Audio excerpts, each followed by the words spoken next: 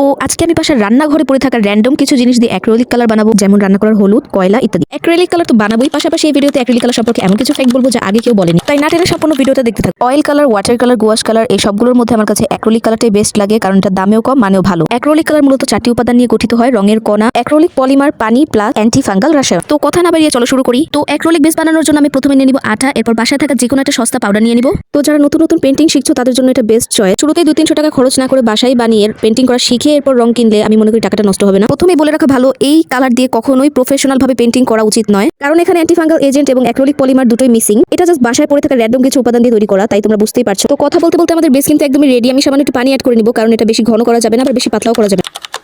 প্রথমেই আমি বানাবো হলুদ কালার, এর জন্য রান্না করার হলুদ কিছুটা পরিমাণে দিয়ে দিব। আর আমি কোনো কাজ করব সেখানে বিশৃঙ্খলা হবে না, এটা তো হতেই পারে না। এবার আমাদের বাসায় বানানো বেশ কিছুটা পরিমাণে অল্প অল্প করে ঢেলে মিশিয়ে নিব। এই দেখো আমাদের হলুদ কালার কিন্তু একদমই রেডি। এবার ময়লাগুলোকে পরিষ্কার করে পরীক্ষা করার পালা। জাস্ট লুক অ্যাট দিস, কালারটা কত পিগমেন্টেড।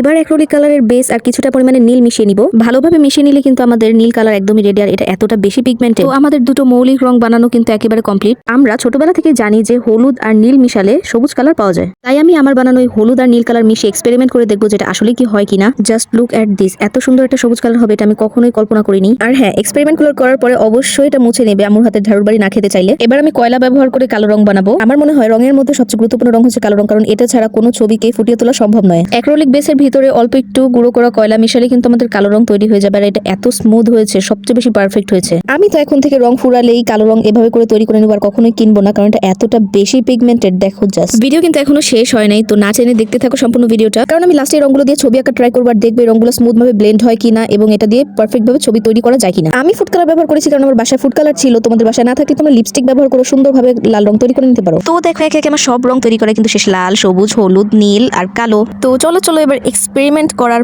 পালা। একটা সূর্যাস্ত থিমের পেন্টিং করব, তাই প্রথমে লাল, এরপর নীল, এরপর হলুদ রং দিয়ে দিলাম। এন্ড ও মাই গড, এটা এত সুন্দর ভাবে ব্লেন্ড হচ্ছিল।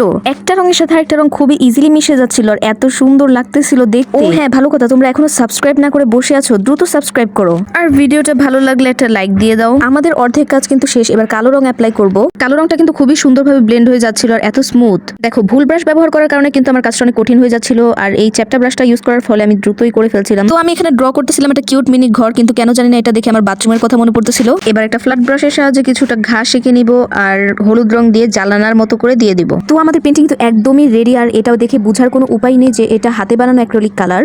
এই রংটা কিন্তু একবার শুকিয়ে যাওয়ার পরে হাত দিয়ে যতই ডলো, ঘষো, যাই করো, এটা উঠবে না।